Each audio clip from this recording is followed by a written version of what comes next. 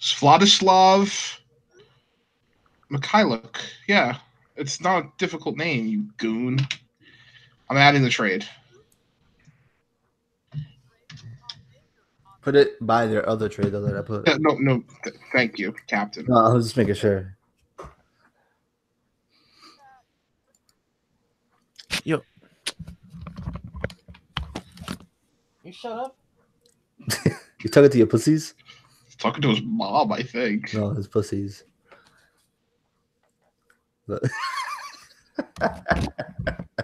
Stupid fucking cat. I was like, yo, he's talking to his pussies. And then all you see is you just swinging a cat across. And did we add, where's Gasol? I added that. Did we put Thonmaker for Stanley Johnson? Yeah. I put biggest winners and losers. I mean, we don't have to mention all these, bro. No, we don't have to talk about all of them, but we can exactly. We don't have to talk about them. Let me Stanley Johnson. That's why if you see the order I put it in, I put like a whack trade, interesting, whack, and interesting. I didn't try to filter it. I'm watching a video. Right now. I'm just seeing like their key points and like who they're talking about. I mean, I'm sure you could do it by yourself. You're a smart guy.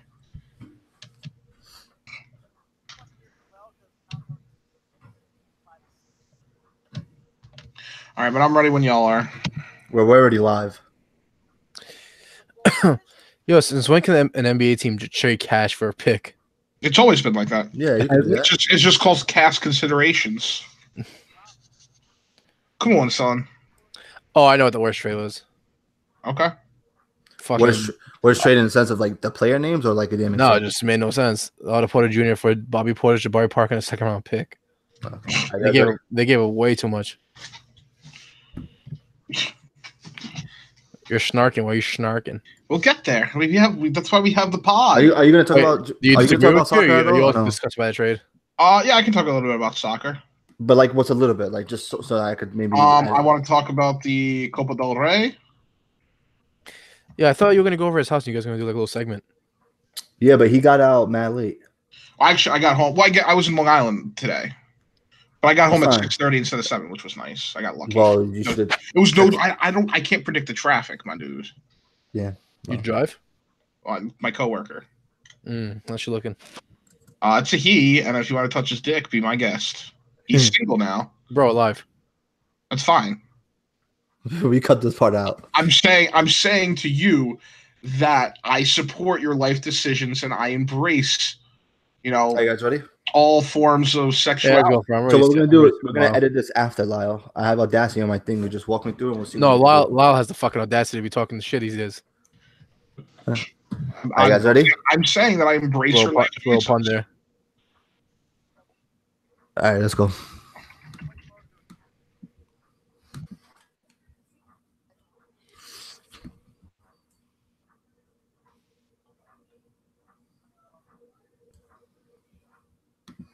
Hello, someone want to count me down?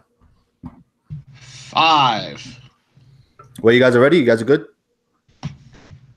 Yeah. All right, go. 5.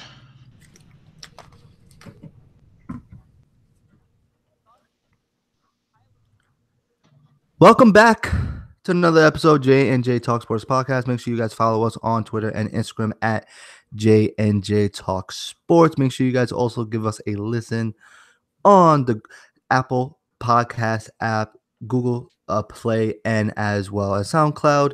You can also just Google us, Google J&J Talk Sports Podcast. You can also find us on other websites and other platforms. I am Justin Skywalker Palizzi. You can follow me on Twitter at EasyPalizzi_21. That's EasyPolizzi_21. I tweeted a lot of good things over there. Creeping up, fellas, I'm creeping up on 1,000 followers there, so I'm actually pretty excited. Joining me this week, like every other week, one of my two overly large size co-hosts, Lyle, giving me the slow clap. The famous slow clap. How's it going? Again, it's another beautiful day. Again, my name is Lyle, aka Lyle Style, aka Croc, aka Iron Giant, aka the man in the middle. As always excited to talk a little bit of soccer, a little bit of golf, a little bit of judgment, and then a whole mess of NBA trade deadline. Skeet. Yeah. I've been listening to a lot of Little John and the Yin Yang Twins of late. It's really ruining my vernacular.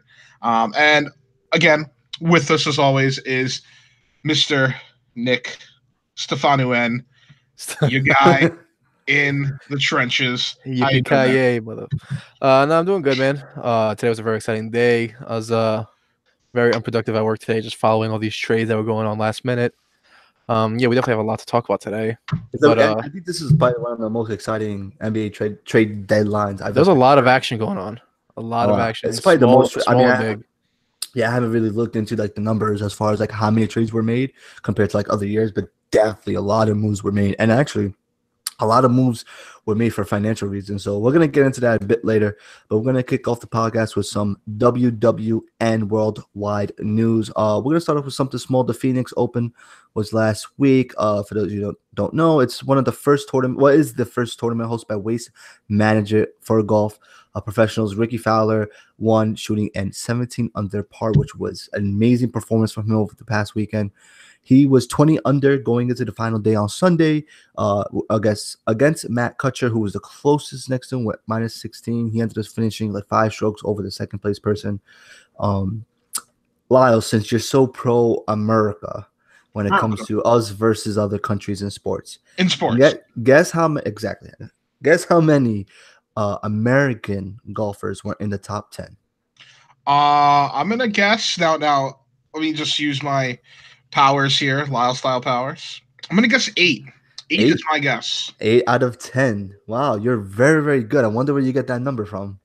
I just really feel the spirits, like Mercury's in retrograde, and it really just comes down to me. It has nothing to do with the fact that there's just a random 8 of 10 with no other markings on our outline. Maybe you can use your magnetic powers that you have to predict these crazy stats and predict the future of the Champions League, since it's starting next week, and this is probably going to be the only time we're going to talk about it between now and then. Between now and then. I'll talk about Champions League. Again, this is one of the toughest years to predict the Champions League, in my opinion. You do not have a team in the Champions League that you can look at and say, this team is exponentially more dominant than any other team. Juventus has their problems. I know you're jaded, but every single team has some legitimate issues, and some of the smaller clubs are poised to take some of these bigger teams down the down year. Bayern's on a down year. Real Madrid's on a down year. Bayern's been on a down year like the past 2 years, the 2 seasons. Yeah, Barcelona they're first, but they're really Messi dependent, as they should. Juventus has some issues at the back line. Man City, we saw them lose to Newcastle. Liverpool are hampered by injuries. There's a lot of teams that are, it's very hard for me to predict a winner of the entire thing. So you're not so confident now, huh? I don't think I was ever confident, but if I had to pick a team right now. How about this? You just give me a finals matchup. And now it's very hard to predict the finals matchup because the bracket's not set. It's not a set bracket, so anyone can it's all random. Yeah. It's all random, exactly. But just give me the 2 top teams you could see making it to the finals. The teams that I think are going to make it to the final this year are Juventus, and I know I'm going to regret saying this immediately, Dortmund. Wow. Yeah, you definitely regret it right away. Here's the thing. Dortmund, they have youth. They are relatively healthy, knock on wood, and they just play harder, they play faster, and they play stronger. Sancho, Pulisic, Royce, Weigl, they have one of the youngest and one of the best attacking forces, and a coach who understands how to defend with this team. I think we're going to see Dortmund make it back to the Champions League back when they were, winning the cup over Bayern, in 2012. They made the final that year as well. So yeah, it's going to be really exciting. Again, I could get the Champions League so unpredictable that I could be completely wrong, and that's fine. I'm just ready to watch some amazing soccer. And I do want to comment on one more thing about soccer, because I know Nick is dying to hear about this. This past yesterday, was the first. Wait, hold up. Can I really quickly? Can I give my little input? I'm so sorry. I just wanted to give you my quick little I like as much as I want to hear you, hug Juventus fan base. I had Ronaldo not left Real. Ooh. I probably would have Real versus Liverpool again. As hot as Liverpool has been playing, even in the Premier League, let alone the Champions League, they're the best league in that league. Well, I mean, you got Man City there as well, but I mean, Liverpool has to have a great season in the Premier League. Now they come to the Champions League, and I think they carry that momentum, and they find their way back into the finals against Juventus. So technically, it's a rematch between them and Ronaldo, but Ronaldo's on a different team. So that's just my thoughts on it, and that's not me being a homer. I really do think Juventus has what it takes to win it this year. You may take the floor back, Lyle. Sorry, I feel you on that. It's a very popular pick, and it's a very smart pick. So I do want to talk about two other things going on in soccer right now in the Premier League. Man City and Liverpool are tied on points, but Liverpool does have a game in hand. Also, over in Spain, El Clásico, Barcelona Madrid. Ooh. They play 3 times this over the course of a month. They played yesterday to a 1-1 draw where we got to see Vincent Jr. dominate and Malcolm finally show what he's got to play. They play again on the 27th in the Copa del Rey, and then they play again on the 2nd of March in La Liga. So if you love El Clásico, if you love bitter death matches, get hype, because those games are coming. And I think that's where we're going to leave it off for soccer or football. And now I want to talk – actually, I don't want to talk to you about judgments. Oh, just really quick. I think Justin wants to talk about some judgments. It was so crazy how this happened because, as we all know, like the Machado and the Bryce Harper sweepstakes have, they're still going on. No one knows who's signing where or who's signing with who. It doesn't really matter. By the way, there was a big trade that happened today, Lyle. I'm not sure if you saw. But the Phillies got JT Realmuto. I did see that, yeah. Miami. So we definitely have to throw that little nugget in there because that's a huge trade for the Phillies. Like now, if they do land one of the two between Bryce Harper or Machado, you're looking at the team that probably wins the offseason in the Phillies, who get top 3 catcher in Realmuto, and then they signed probably one of the top 3 baseball players, in the league. So, but Aaron Judge came out on the interview. It was with TMZ. He was on the red carpet. There's not much he could have done to avoid being asked the question, but they asked him, how would you like to see Bryce Harper here? Blah blah blah, whatever. And he said, I would change positions for Bryce Harper to come here. So I thought it was pretty cool. I mean, it's he didn't say anything wrong in my opinion. He was asked the question. He answered it. Yeah, it was. I think it was a perfect answer to, by any year guy. So we're gonna go ahead and dive into here what has been an amazing February 7th up until 4:00 p.m. in the NBA trade deadline. There was at least like 20 trades that have. I just want to let you know that the Geneva Convention of Arms and War could not prepare for the amount of Woj bombs that happened today. So many Woj bombs dropped. Yep. So many people's lives decimated. It should be a war crime, but the World War II negotiators did not realize that the Woj bombs would continue into 2019. No one knew there was going to be a Woj bomb at 2:30 in the morning. No one knew. We weren't ready. Yeah. So we'll get into the first trade here, and Nick, this was one of the bigger trades of the trade deadline, more so because of the specific name, and then the Orlando Magic received Markelle Fultz from the 76ers, and the 76ers get Jonathan Simmers, a 2020 first-round pick via the Thunder, and a future second-round pick from the Magic. Nick, what are your thoughts on that trade? I feel like it was a lot given up for Markelle Fultz. The guy still hasn't proved that he can play in the NBA. His injuries particularly have held him back. He does not look like he can even shoot a ball. And to give up Jonathan Simmons and some picks, a lot of picks actually for Markelle Fultz is a huge risk that I don't think. I wouldn't have taken the risk if I were the GM there. Yeah, I'm not I mean, I like that. I think I like the trade a little bit more than you do. For the simple fact that 2020 first round pick, it's the Thunder's pick. Like, it's not your first round pick. I mean, the Magic is still going to be bad. They're still going to have a lottery pick in 2020 because we don't expect them to be good anytime soon. So basically, you're giving up a player in John DeSimmons who's not part of your future anyways, and you're giving up a draft pick that was never your rights anyways to own it because if the Thunder happened to be horrible in 2020 and they end up getting a lottery pick, that pick goes back to them. It doesn't stay with the 76ers, or if the Magic would have kept it, it doesn't stay with them. So basically, to me, they gave up John DeSimmons and a future second-round pick for a future #1 overall pick. Whether he's hurt or not, I mean, the Magic at this point need all the young talent that they possibly could get their hands on because they're starting from scratch in what has been probably one of the most longest droughts of horrible basketball play in like basketball history. Lau, you have any thoughts about this before we move on? Yeah, I agree with you, Justin. This is very low risk, high reward. If Markel, this is, I understand where Nick you're coming from and saying that this was a huge haul for who Markel Fultz has become, but for a #1 overall pick, for only to get one first rounder and a future second rounder and a squad rotation player, this is an absolute robbery. If Markel Fultz reaches some form of his potential, it is highly robbery. But again, it's a huge if. This is all a big if, but it's a good if to take the risk. If it works out, clearly it's a great trade. But I don't believe in him. Yeah, if it doesn't work out though, they really don't lose that much. The most they lose is that second pick. So next we have a much smaller trade here. Now I feel bad for the guy because it feels like he has so much potential as a player to be not great. I don't say great, but a really good role player as a big man for a playoff contention team. But he seems to get traded and signed every year with a different team, and no one could seem to figure out Greg Monroe. But the Nets clearly think that they can.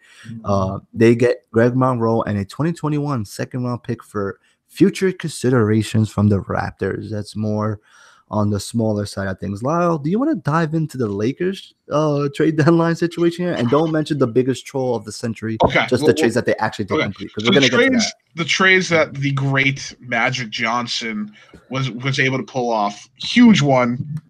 Vladislav Mikhailuk was traded to the at a second-round draft pick. Were traded to the Detroit Pistons for somewhat useful outside shooter Reggie Bullock. Blew my mind. And the Lakers made probably one of the worst trades in their history. They got rid of Zubac. Fine, whatever. Don't like it. But then you get rid of one of the most efficient two-point scorers in NBA history in Michael Beasley. The beast from the East. And all you get is Mike Muscala. Like, Michael Beasley in 1999 would have been one of the best NBA players because they didn't shoot threes. I'm, again, being ridiculous. Obviously, this trade means nothing. The Lakers are trash, and they're going to continue to be trash. And we'll talk about, the other stuff later. But now I'm going to move on because I don't think we need to talk about these trades because we're going to talk about the Lakers way too much for my taste. Let's move on to a huge trade because the East shook things up. The West stayed pretty stagnant. The East, where the teams make the plays, and that's huge. First one we're going to talk about, Raptors acquire Gasol for Valanciunas? Valanciunas, thank you. Delon Wright, CJ Miles, and a 2024 second-round pick. Huge. Nick, you actually texted me once this trade happened. You actually liked this trade. And you liked it for fantasy reasons. So what about fantasy reasons for fantasy basketball purposes did you like about this trade? Well, I'd like to start off by saying I do like the trade for the Raptors. They're upgrading in a Marcus Gasol who most likely will come off the bench, but he'll still play a great role. He's definitely an upgrade from Jonas Valanciunas. Now, Jonas Valanciunas for fantasy purposes going to the Grizzlies. I think when he was at the Raptors, prior to his injury, he was only getting about 16 to 19 minutes a game. Yeah, when he was getting burned. Well, not a great amount. And he was still averaging about, I want to say 12 and 7, which even if you're for a 30-minute player is pretty good if you're getting 12 to 13 points and 6 to 7 rebounds with maybe a block in the mix. Now, going to the Grizzlies, having given up Marcus Gasol and looking to maybe receive another 5 to 7 minutes of playing time per game, you could definitely see the upside of him for fantasy purposes in Jonas Valanciunas on the Grizzlies. Now, you said you like the trade for the Raptors because they're upgrading in They Gasol. upgrade for an already stacked team to have upgraded from Valanciunas to How much Gasol. how much did this move the needle though, as putting them as favorites in the East? Because I don't think I think this trade was more of a It was a reaction. reaction to the Sixers, and we're gonna get to Yeah, that later. and I don't know if you want to make the comparison later or now. Okay, well, so we'll wait to get into that. And the next trade on our list, and we're jumping around because we want to make sure we spread out all the good trades. So much has happened. Clippers trade Avery Bradley to the Grizzlies for Temple, Garrett Temple, and Jermichael Green. Now, I like Jermichael Green a lot, and just like how Nick said he liked Valanciunas on the Grizzlies for fantasy purposes, I love Jermichael Green for fantasy purposes in the Clippers. I mean, they're getting rid of the big men. They're getting rid of, they got rid of Avery Bradley. The Clippers, this is a great trade for them because they owed Bradley $13 million for next year. If you guys remember, they signed him for 3 years, 37 million, something like that, 3 years ago when the Celtics were rebuilding with that young team. Remember, like how everyone thought, oh, you guys are letting Avery Bradley go. Everyone was calling the Celtics crazy for letting him go because he was a young star, but turned out he was a bum. And they got rid of his contract. And as we all know, the Clippers are loading up in order to get like potentially two superstars next year. So that trade also happened. We also have another salary cap dump type of trade, but this trade really benefits the Heat in the sense that they lose a ton of cap space by getting rid of Tyler Johnson and Wayne Ellington and getting Ryan Anderson from the Suns. I also read a crazy article on ESPN. Apparently, they called Eric Spoelstra a big winner of the trade deadline because apparently he's been quoted saying that it's very stressful to rotate all the guards that he has on his team. And it's true. They have a lot of guards on the Miami Heat. Tyler Johnson could be one of the best point guards in the league in the sense of like a nice role point guard, like on a winning team, but he doesn't get burned because there's so many other guards on the Heat. So that's a really good financial move for the Heat as well as for Spoelstra. Now, the Pelicans made a huge trade, but it wasn't Anthony Davis getting traded. They get Jason Smith, Stanley Johnson, and 4 future second-round picks for no other than Nikola Mirotic, who is a prolific modern-day stretch 4 on the court. What do you think about this trade? If you remember last year when he joined the Pelicans at the second half of the season, the Pelicans went on that huge run at the end of the season. As Anthony Davis's play was a huge factor. Drew Holiday's play, a huge factor. Mirotic opened the floor for them. Now, if you look at the team that the Bucks have assembled, Bledsoe, was Brogdon, Giannis, Mirotic, that's a squad. That is, the Milwaukee Bucks. Again, I'm going to talk about. I'm going to go rant and rave about how great this trade was later. But I love this trade. I think this was one of the smartest trades at deadline day, and good for Nikola getting onto a team that might win something. Nick. I love this trade. I think Mirotic is a great player. Definitely adds great depth to the Bucks, and also the Pelicans. Clearly, with AD leaving or obviously bound to leave, they need room to rebuild and getting a lot of future picks. Stanley Johnson, who's a young player with some talent and only 3 years in the league. Yeah, they're clearly about to hit rebuild mode. After AD leaves, Holiday's not far behind.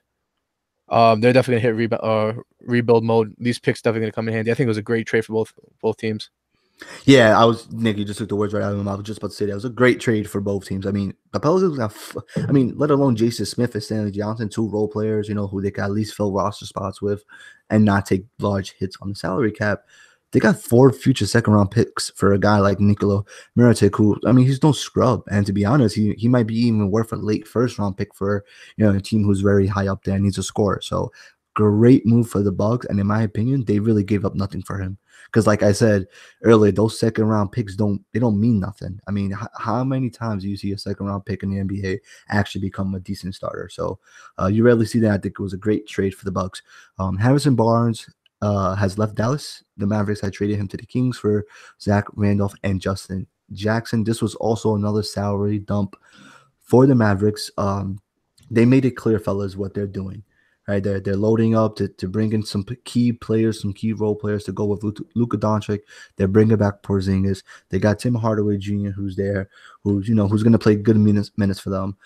Wow, you think this was a great move for the Mavericks to get rid of a guy like Harrison Barnes, who pretty much scores almost 20 a game? I think you guys are. I think you're missing the bigger headline here.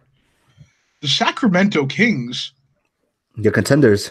are contenders. They're contenders. They're going for it. I was waiting. I was going to mention that. I'm waiting. Yeah, this is the first time since they had Billups and Weber and Stojakovic and Divac. The Sacramento Kings are back, and they needed again. De'Aaron Fox has cousins a huge leap this year. Oh, he has a huge second year league, but this is the type of player that we knew he was. Buddy Hield is starting to look a little. He's putting up Clay-like numbers of late. Buddy Hield's playing amazing. Hell yeah, playing with Clay, and that was a big Buddy Hield fan. On a contract, you decided, oh, maybe I should get this bag, and maybe I should play a little bit. And you add Harrison Barnes, another scoring option to that team, along with the rookie guys rebounds, Malcolm Bagley. I don't know, just kidding. Marvin Bagley. But Marvin Bagley, that's a very good, viable starting five. And the Clippers, I don't have faith in them. I don't think they're going to pull it through. This is the Kings' 8th spot.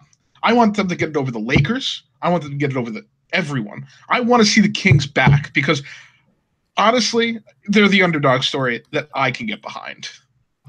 Yeah, and you failed to mention Willie Cauley-Stein. He's having a great year as well.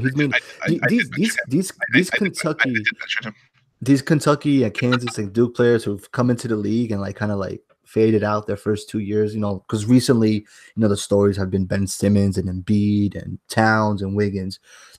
All these players they've come in alive, and it's good to see Buddy Hield. I'm glad I mentioned him. Nick, you wanted to say something about this trade? I mean, yeah, they get it. Harrison Barnes is going to a team that's contending. It's a good move.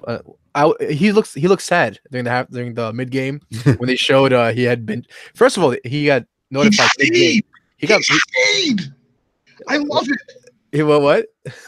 He got notified mid game and he stayed to support his teammates. I was kind of thought Harrison Barnes was a scumbag, but no. I never got the idea. He is. Because he's playing for the Warriors. I don't know. Maybe. I feel bad for him.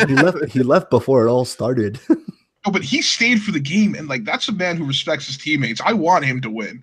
I want to win. Can you imagine being notified mid game? Oh yeah, this is your last game with us. Thank you for being here. We appreciate you. Ask Wilmer Flores when he thought he was traded mid game. Hits a walk-off home run, and they never even traded him. Yeah, he was crying, right? that was hilarious. I actually saw it live. Nick, real quickly, for fantasy basketball purposes, Harrison Barnes, with this trade, is the arrow pointing up or is it pointing down? I want to say pointing up just because I feel like on a better team that definitely scores more. I feel like as far as scoring, he'll be more utilized. Plus, they're going to be in contention, so he'll probably be in more games later on in the year. Yeah, true. Plus, with better talent around him, gives more room for rebounds and assists.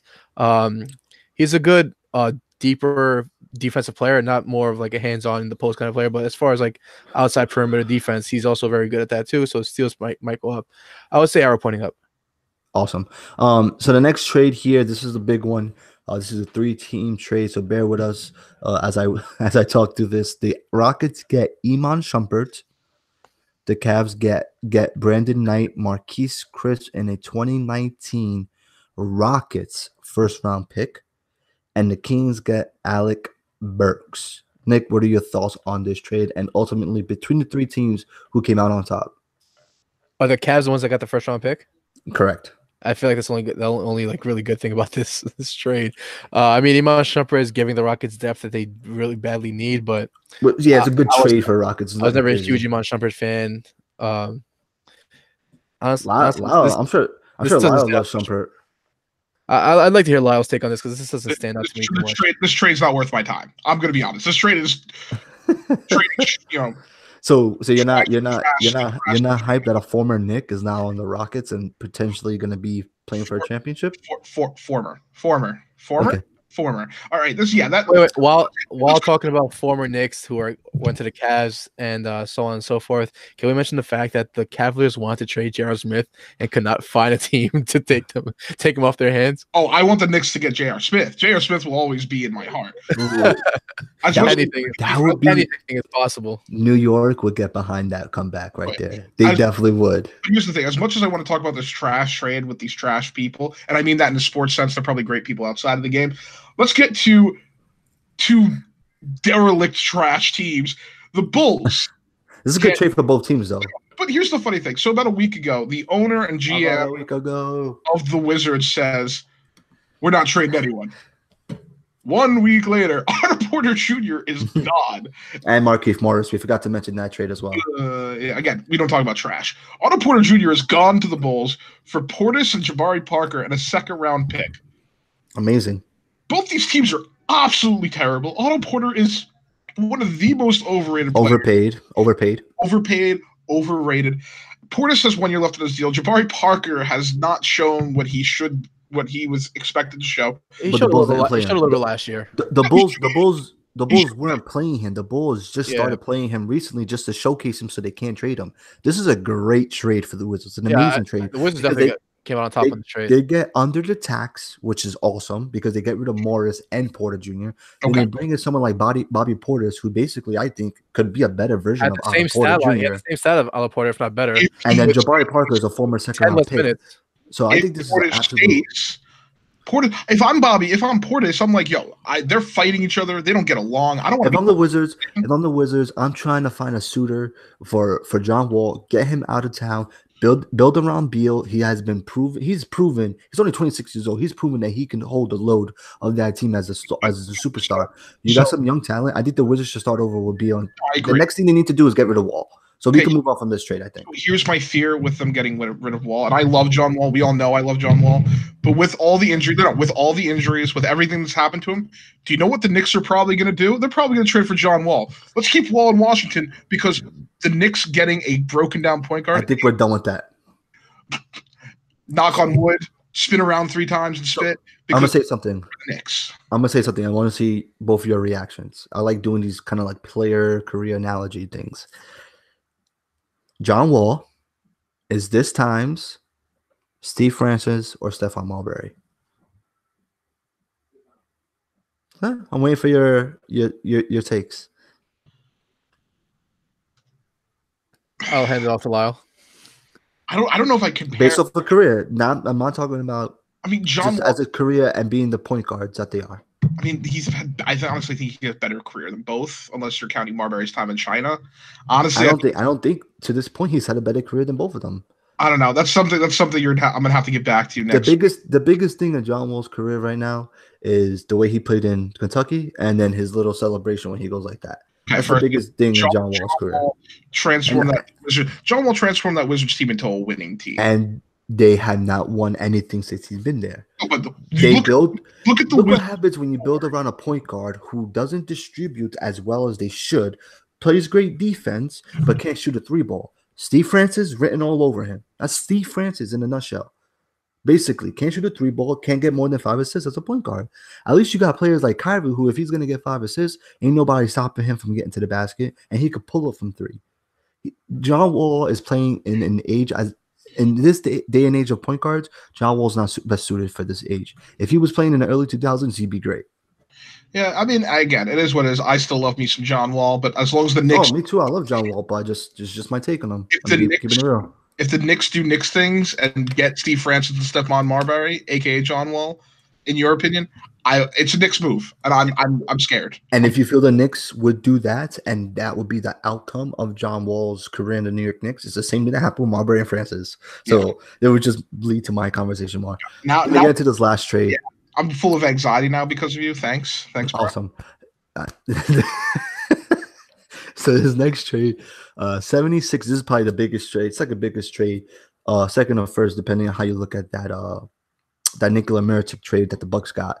76ers get Tobias Harris. They got a couple of other players.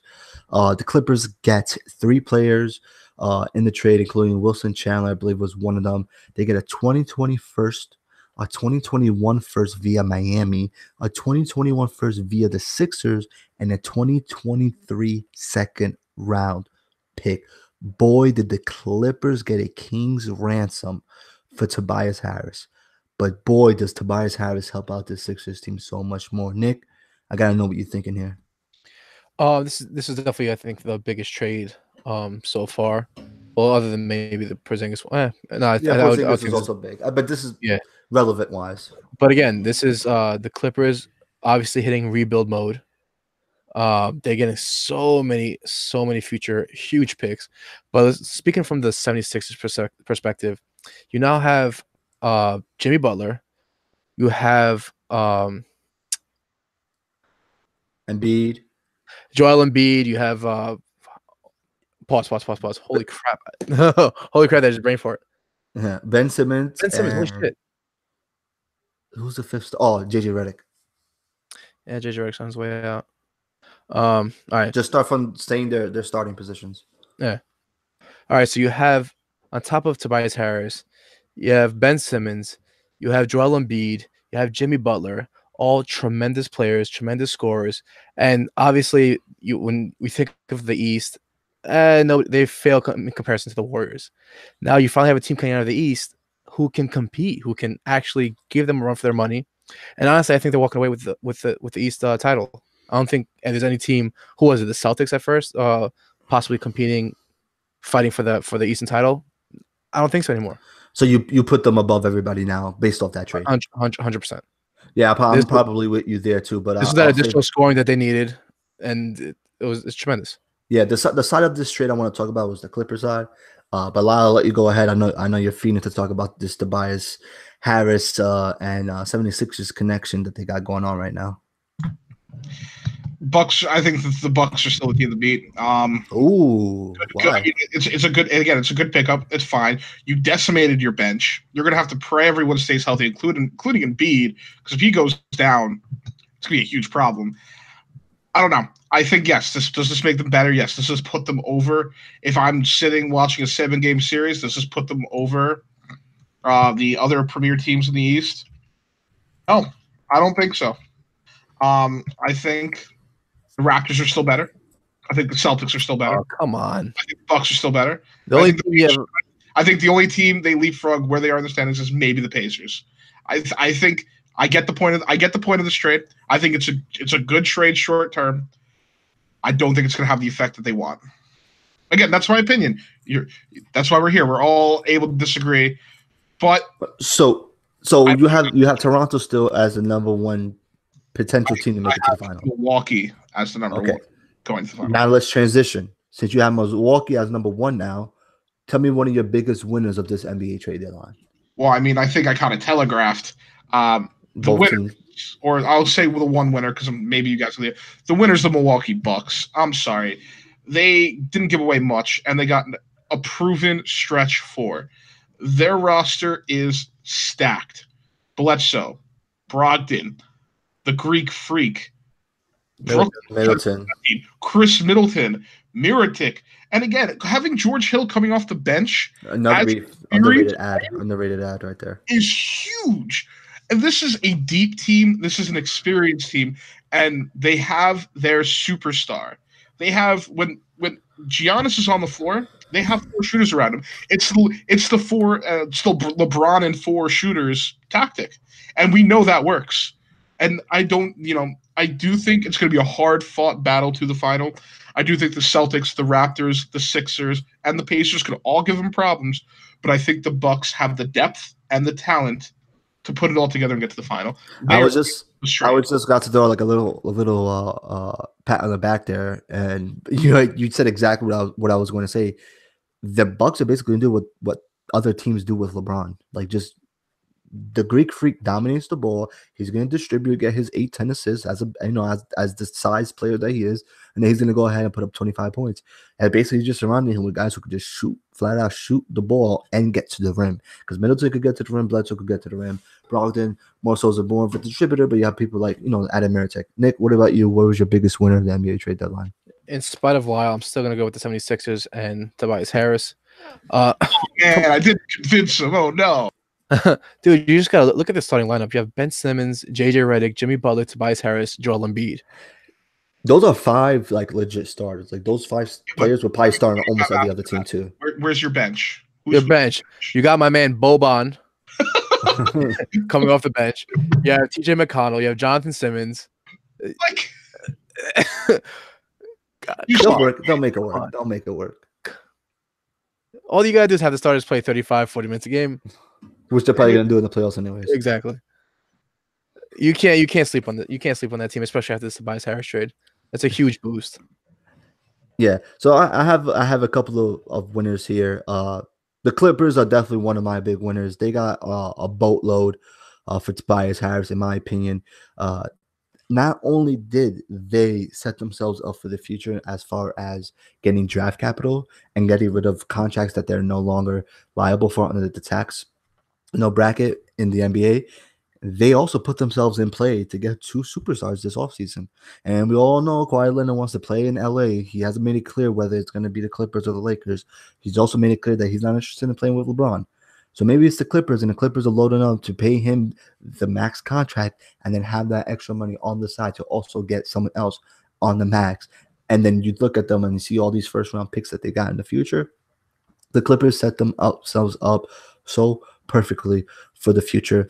One of my other winners in the NBA trade deadline, I had mentioned it earlier, is the Miami Heat and Eric Spoelstra. They got under the tax, which is something they really wanted to do. They get rid of some guards, which gives us fantasy owners in basketball some extra players to now look at and possibly pick up, because at this time of year, it gets kind of hard out here to find viable options week in and week out in fantasy basketball. Nick, I'll start off with you here. Give me one of your losers for the NBA trade deadline. I don't know. This Bulls and Wizards trade with Otto Porter Jr. and with Portis, Jabari Parker in the second round pick, I just don't like it. Again, you're giving up Jabari Parker and Bobby Portis for Otto Porter Jr., which in my opinion, Bobby Portis is the same stat line, the same kind of player you get for Otto Porter Jr., and you're giving up a second round pick. I really don't like it. I don't think that it made their team that much better. You would think that with Zach LaVine, you have Chris Dunn, marketing, all that, you would do something more to improve that young team. It just didn't hit the mark, honestly. Lyle, what about you? The biggest losers. I'm gonna start off with a loser, but like I feel bad for him. Nick Stauskas, and I forgot who the other player was. But I got it right here. I'm looking at it. Wade Baldwin. They were traded to 3 separate teams and then waived. 4 teams and then waived. You must feel like a piece of poop after getting traded to 4 teams and then waived. I feel bad for him. He's a huge loser in this, but the biggest loser. Let me interrupt you really quickly. I apologize. They were on their 4th team this week. So they started the week in Portland. They got traded to Cleveland, then traded to Houston, then traded to Indiana. The Pacers waived them, and now by the weekend, when waivers clear, they'll be on their 5th team. Both of them will be on their 5th team in 7 days. If someone picks them up. Nick Stauskas will get picked up. But we all know who the biggest loser is. We all know that they got played for fools. Oh, so we're going to talk about it now. Let's do this. Oh, this is the time. The Los Angeles Lakers, the Pelicans, decided, you know what we're going to do? We know the Knicks are going to offer us something. We know the Celtics are going to offer us something. We know 5 teams are going to offer us great deals. And we know you Lakers are trying to pressure us into dealing early because you think you're the big, bad Los Angeles Lakers. You have the prestige. You have LeBron. You think you can just bully us into it. So what do? The Pelicans leaked trade offers. They leaked negotiations. They trolled the crap out of the Lakers, turning that Lakers team into a dysfunctional pariah. That team lost by 45 to the Pacers with LeBron. Whatever happens with Anthony Davis, the New Orleans Pelicans showed one huge thing. You can no longer bully small market teams because they will ruin you. And that's why, the Pelicans are going to lose at the end of the day because they're losing a generational talent, but they at least made the Lakers suffer for it. And they made them look like a bunch of incompetent ignoramuses. And it's super satisfying because the Lakers have one of those fan bases that you could hate and hate and hate because they had, they're just annoying. And to watch them just get punked, Jamie Kennedy style, was so satisfying. And it gives me hope that the Pelicans could actually pull off a good trade. It gives me hope. But Lakers are huge losers. And they could eat it. And I'm laughing all the way. So here's my thoughts on this. Okay. The Lakers are losers. You're absolutely right. They got played, right? The best pickup that they did was Reggie Bullock or Muscala, whoever the hell you think is the better player between the two. They got played. The Pelicans, I mean, these were legit offers that the Lakers were making, but the Pelicans were leaking all this information, basically just to play them, just out of spite of the Lakers. This is what I have to say to the Pelicans. Congratulations, you played yourself. They basically played themselves. AD's going to walk. He's going to walk. He is going to walk. So now you don't get anything for him. No one's going to trade for him except maybe the Boston Celtics. That's the only team that will possibly trade for him now in the offseason. Otherwise, he's just going to walk inside with another team. So I think the Pelicans are taking a big chance here when they couldn't gotten a haul from him. You thought the Tobias Harris trade was a king's ransom. They would have got way more. They would have got the three young stars from the Lakers because they were willing to give all three of them up. I wouldn't have, and then like five freaking picks they were going to give up on top of that. I think the Pelicans played themselves. I don't think they're going to get a better offer.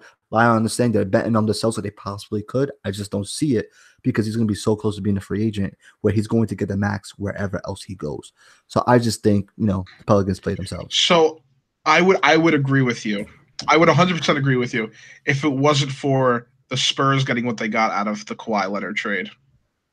Well, I was right. in the same situation, and the Spurs made out pretty well. I think we're going to get more for AD, especially because there are a lot of teams interested. Remember, Kyrie still has to agree to sign there if he is traded. If he's traded the ball, So sure. now, Yeah, but now, if you're looking at maybe a Jason Tatum, a Hayward, and some future draft picks from the Celtics, then maybe that will work. Nick, before you give me your loser, you want to give your input on this whole Lakers and Pelicans situation that happened? I mean, I kind of agree with you. I feel like AD would have definitely been brought in the most for a bang for the buck. The fact that they came in with nothing, and honestly, AD is not motivated to play there. He's not going. He's gone as soon as he can. They should have gotten something out of him. There were so many teams willing to give up their soul for him, and they walked away with nothing. You want to quickly give me your loser? I mentioned earlier, you're talking about player-wise or team-wise? Anyone who was one of the biggest losers from this trade? No, I was earlier. The fact that they gave up Jabari Parker, second-round pick, and Bobby Portis for Otto Porter Jr., who's in the end is gonna. I think he's getting paid $25 million, maybe more. He's getting paid a lot. He's getting paid a lot of money, and there's no benefit of making that trade. So, ironically enough, one of my biggest losers. Well, I only have one that I really want to talk about, but there's. I mean, I could point out a few. Like you have, Carmelo Anthony is definitely a loser in this trade. I mean, this trade deadline because we still don't know where he's going to go, but I'm sure he'll get picked up soon. But for me, it's the Celtics. The Celtics went from possibly being the favorite to go back to the finals. I mean, going to the finals this year. Finally, LeBron is out the East. They can make it to the finals. Here comes, the 76ers. They add Tobias Harris. That puts them over the Celtics, to be honest. The Raptors, they get, they upgrade at center and they still keep Lowry with Kawhi Leonard. That puts them, they get Marcus Gasol. That puts them over the Celtics. And then Lyle's favorite now in the East is the Bucks. They got Mirotic. That puts them over the Celtics. I think one of the biggest losers in the trade deadline, if you're not thinking about people who actually made transactions, is the Celtics. They put themselves in position to be the 4th seed now. Yeah, they may have an easy first round, which regardless if they were in the top, regardless of where they were in the top 4. But I think they played themselves too. So I mean, they're losers in this trade line because they made no moves. They really didn't do anything. Actually, I think they traded a draft pick away, if I'm not mistaken. So I have the Lakers. And also, before we move on, one of the winners I wanted to mention before, which I forgot to mention, has to be the Golden State Warriors. And that's because nobody in the West made any kind of move to seriously threaten their position on the Warriors. So I still think the Warriors have as clear of a shot as anyone to go back to the Western Conference Finals. The time has come. The event was February 3rd. Wait, before even I forgot to mention one winner as well, and I do hate to do this to you. One of the biggest winners in all these trades is us. It's the fans. It's the fans. We get to talk about this. I need to because the East is going to be so much fun. It's finally competitive. Bucks, Raptor. Nobody's talking about the Pacers as a serious contender. They don't have any superstars, but they're a solid team. Bucks, Raptors. In the future, you're talking about because Oladipo's hurt. Yeah, Celtics, Sixers. We get to watch. Nets. We're gonna get to watch Kemba Walker tear it up in the playoffs. We get to watch. It's gonna be a lot of fun in the East. The Nets. We gotta give a shout out to the Nets. I know we're Knicks fans here, I don't want but to. we gotta give a shout out to the Nets here. I mean, they're fighting there. I think it's seventh place right now. Back. Karis LeVert is out here. Without Karis LeVert, yep. Yeah, so I mean, you gotta give credit what credit's Fine. due. Congratulations to the Nets. Yeah. We don't talk about them enough, but you know what? The time is coming for them, and being that we'll be talking about majority of the NBA now going forward until baseball season starts, at least, hey, we're gonna give the Nets a lot more love. The East is gonna be a lot of fun, and the West, even though they didn't do much, is also gonna be a ton of fun. Well, yeah, now the Kings are gonna be competitors, so that's gonna be interesting. Look, the Warriors and the Nuggets are premier teams. The Thunder are looking great. Damian Lillard hopefully doesn't have paralysis of the. Did you guys see? And I really want to move on to the Super Bowl here, but one more quick NBA thing. Did you guys see the picture of LeBron sitting on the bench and then everybody was like 3 seats away from him? He was about 3 seats over. Pelicans won. Yeah. Pelicans won. What? Pure domination right there. Pelicans won. Oh yeah. Also the fact that Ingram was shooting free throws and they're saying LeBron wants to trade you. Yeah, that was awesome. LeBron's gonna trade you. That was awesome. Anyways, we're gonna move on to the Super Bowl recap here. The event was yes, it was. We do. It's the biggest. It's the biggest sporting event in the world. Okay, Lau. So the World Cup. Whatever. No. World Cup is every 4 years, so it's not the big. It's the biggest event every 4 years. Half the world, billions watch it. The NFL barely gets 500 million. You clown. I'm sorry. Tell me how you really feel. Sorry, this Super Bowl. Where's the Lyle Goes Wild? Where is right now?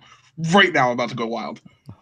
What football? The Super Bowl is the most important sporting event in the world. That's it. There's nothing you can say about it. Okay. It's every year. You don't have to wait for it. Live in your ignorance, child. Live in your. Do more people watch the World Cup? Yes.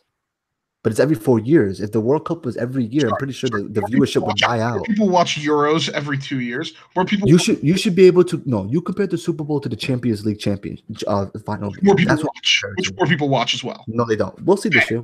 Bet. Okay. Look at the statistics. I'll look at this. Right now. Hey, you know what, Nick? Go ahead, find the statistics real quick. According to Bleacher Report, the FIFA World Cup is the #1 biggest event in the world. I admit that, yes, but it's every 4 years, so it's kind of cheating. The Olympic Games. All right. The Super Bowl is #4. Woo! Where's the Champions League? Hold on. Champions League. Is no match. No, I'm there. All right, Nick. Anyways, let's talk about the Super Bowl here. What about it? I wanted to read you guys some crazy stats here. I was gonna play a game out of it, but I'll just go ahead. Champions League's #15. Woo! I have the stats from 2014, 2015, 16, 17, 18. Viewers. Go ahead. 380 million for the Champions League. 114 million for the Super Bowl. Where's my Long Island iced tea? But wait, it's probably all the games together. No, it's the final, son. No, it's not. And there's 2 games in the finals. There's one leg. There's only one game. Nice try. Boom. Yeah, it's because the people watch the Patriots constantly win a Super Bowl. Linked. When the Patriots are probably not Super Bowl only 2 Long Islands each, so let's cut that out. So now, La, you only owe me 1. Okay, I owe you 1, and I'm taking it February 20th. The event is game. Yeah. So moving forward, the Super Bowl. I'm going to take some crazy stats here, some fun stats. All right. Average yards per carry for the Patriots 4.1. Remember the play where Brandon Cooks had caught the touchdown and Devin McCourty, one of the McCourtys, came down and knocked the ball down? You guys remember that play? Probably one of the biggest play, if not the biggest play in the Super Bowl. Go on. McCourty traveled 19.5 yards to knock that ball out. And it was Jason McCourty that did it. I'm going to give you a speed. Okay, 19.25 over under. How fast was Jason McCourty running in that 19.5 yards to get to Brandon Cooks and knock the ball out? Lau? 57 miles per hour. That's impossible. I think he flew as fast as an African swallow. No, I think 23.2 miles an hour. Okay, I said over under 19.25. It's over. 19.4. It's under. He ran 18.86 miles per hour. That's it? I know, right? You would think it would be faster, but honestly, I run that fast in my sleep. So completion percentage relative to expectation when throwing against Stephon Gilmore, negative 9.6%. I don't even know what that means, but it's crazy how your completion percentage could be negative against someone. I found that crazy. And these stats are brought to you by NFL.com Next Gen Stats, just in case anybody was curious. Let's see. On QB pressures on third down, Goff was hit 6 out of 12 times, which is crazy. That's ridiculous. We have some more ugly stats here that they have. Let's see. Johnny Hecker, the Rams punter, had more touches in the first half than Todd Gurley and Brandon Cooks combined. The punter had more punts than Brandon Cooks and Todd Gurley had touches. They had 5. The punter touched the ball 6 times. Ridiculous. Overall in the game, they didn't use Gurley enough. Overall in the game, there was one play in the red zone. It was by the Patriots, and it was the Sony Michel touchdown run. At one point during the game, the live total over and under was 9.5. Crazy. Another crazy stat: the Rams got 0 or negative yards on 45% of their plays. Ridiculous. Those are just some stats. Let's get into it though. Let's get into the actual game as a whole. Well, I'll start you off here first. What surprised you most about the Super Bowl and the ultimate outcome? So the outcome was 13-3. The Patriots won another Super Bowl. Their 6th, Tom Brady's 6th, the second time they beat the Rams. The first Super Bowl that started it all was against the Rams in 1999. So, well, or was it 2000? Whatever year it was. But yeah, so what were your thoughts about the Super Bowl? I don't have very many thoughts because not very much happened. We learned Jared Goff got exposed because he is an average quarterback, as I've been saying for a long time. He's basically Andy Dalton, but blonde. How long you been saying this? This is the first time. I don't recall you ever saying that, you fraud.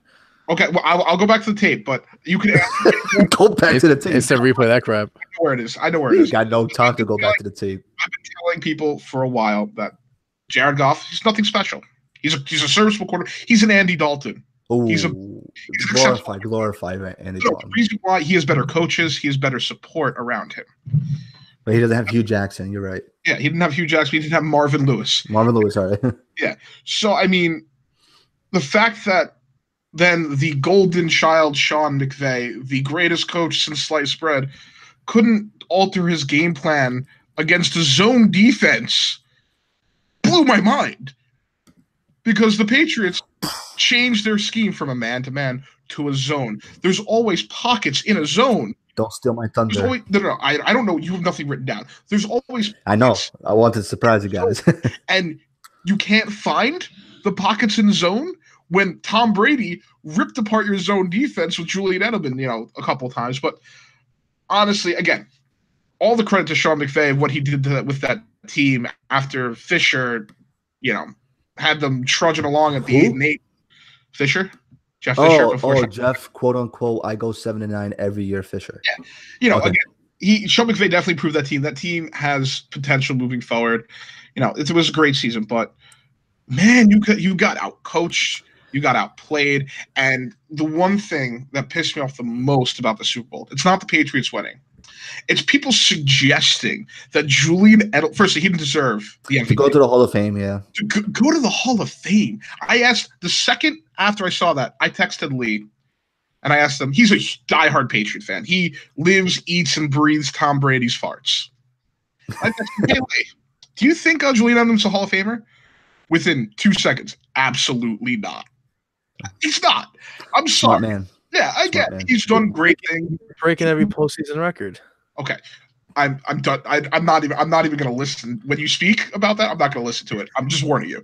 But he's done great things in the postseason. He will be enshrined in other ways as Super Bowl MVP, what he did, his statistics, his records. But is he a Hall of Famer?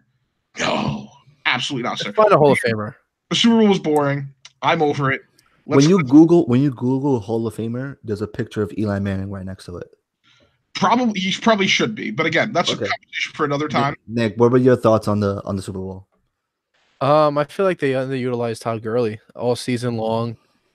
They've been able to win games decisively because they've been running behind Todd Gurley, which has opened up many games for Jared Goff to be as good as he's been throughout the season. Now you have an O line, which by the way was horrendous in the Super Bowl, an offensive line that I think, if I'm correct, has played all 16 games together in the regular season. None of them have been hurt. They have the cohesion of any great offensive line. They've been playing great all year. Todd Gurley has been outstanding this season. And for a player who's arguably the best running back in the league, behind an offensive line that's been playing as well as they have, how do you not use Todd Gurley? He came out and said that the game prior against the Saints, he wasn't quite himself. They didn't play him as much, but it wasn't that he had a lingering injury. He was completely healthy, as stated by him. Now you're coming to the Super Bowl, the biggest game of the season, and you're not going to what has basically gotten you there. It's Todd Gurley. And for him not to have been utilized as much as he was, it's disappointing. And you can't go ahead. Put $20, $50 that we're going to hear about a microfracture surgery or some form of surgery in the next 2 months about Todd Gurley. There's no way he was healthy. I refuse to believe. Yeah, I don't know, but well, apparently the Rams came out and said that he wasn't hurt, but I think something has to have been happening because I mean he didn't really run the ball that well. Like if I'm looking at the stats now, I mean he had 10 carries.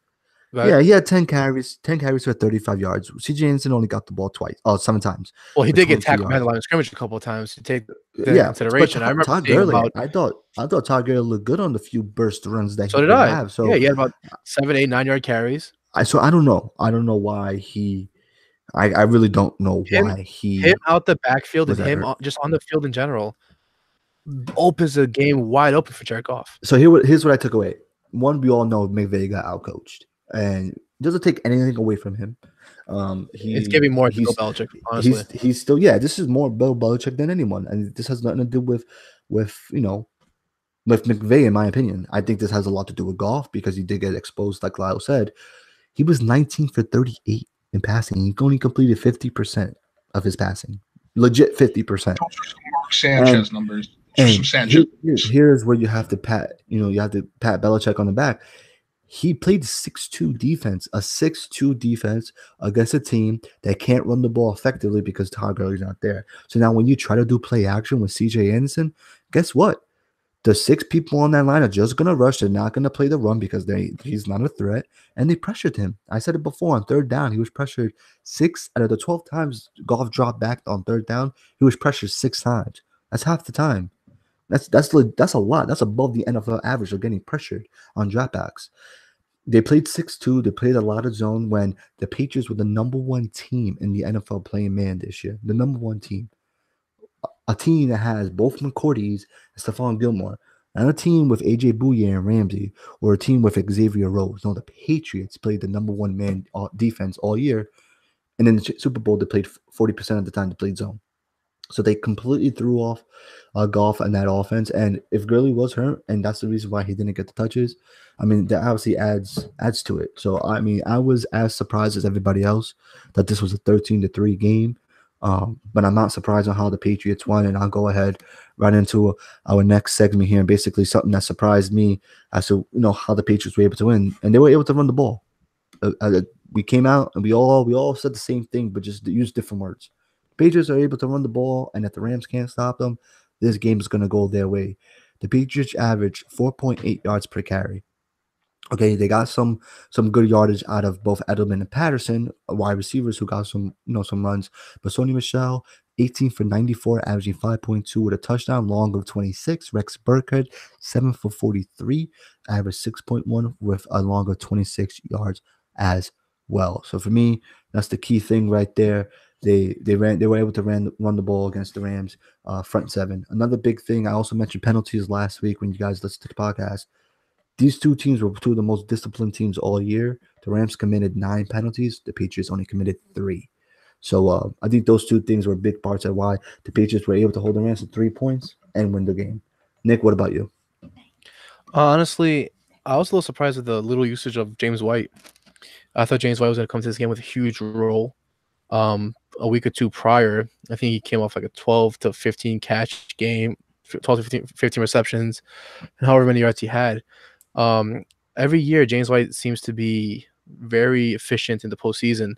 And honestly, with not much going for really either offense, it's not using James White, who's a spark in on the Patriots offense. Kind of surprised me a bit. And also, I was a little surprised that, well, not really surprised, but I thought the only key to victory was the Rams' defensive line to be pressuring Brady and really getting in his face and possibly causing a defensive turnover.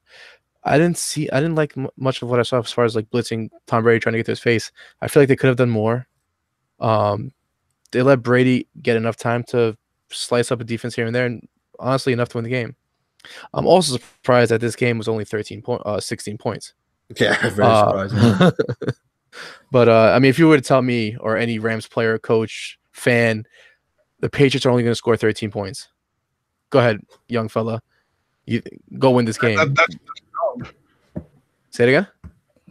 If you told me against the Rams, Patriots only scored 13 points, I would say that's a W. That's yeah, a dub right exactly. Yeah. No one would have thunked. Lyle, what about you? What are your final thoughts about this? A couple of big things that surprised me. A, Marcus Peters played an excellent game. Excellent game. There's one or two, Edelman did Edelman things, but Marcus Peters had a great game. That's one. Two, Hall of Famer. How exposed McVay got, because I thought he would. Again, he's an offensive mind. If he can't break down a zone, then Belichick is just better than everyone, and that upsets me. Because what could have been. And the other one thing that really surprised me was the fact that during the halftime show, and yeah, I'm going to the halftime show, Big Boy came out, and he drove more yards than the Rams did the entire first half in that car. Again, that's a joke. But another thing I did appreciate was the fact that, yes, they did send SpongeBob. They did. Well, no, that was a travesty. They should have let the whole thing. You were going on and on about Adam Levine shirtless. Yeah, well, for other reasons. Again, sir, we need to keep it PG here. But I was watching the Super Bowl with a lot of ladies who happen to really enjoy Adam Levine.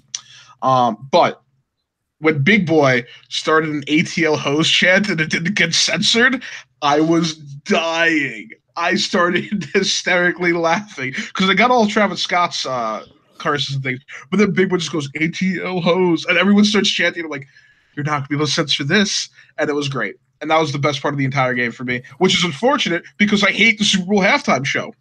The best part for me was the thing I hate the most, and that's so upsetting. But congratulations, Patriots. Congratulations, Tom.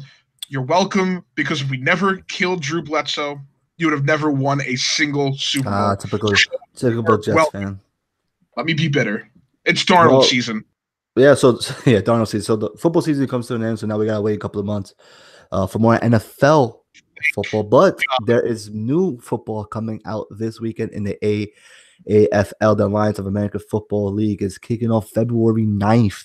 February 9th, we're 2 days away from that. I don't know the teams that are playing, but the reason why I mention this, former draft pick by the New York Jets, Mr. Christian Hackenberg, has found a new job, gentlemen, a new job. He is now the quarterback for the Memphis Express of the Alliance Football League. Is he starting? Wow. He's starting? Yes, he's starting. Yes, he's come out. He's come out on an interview and said that he's fixed mechanically, and he's using this opportunity to show NFL teams that he's ready to be a NFL quarterback again. I will take things that are hysterical and lies for 3,000, Mr. Trebek.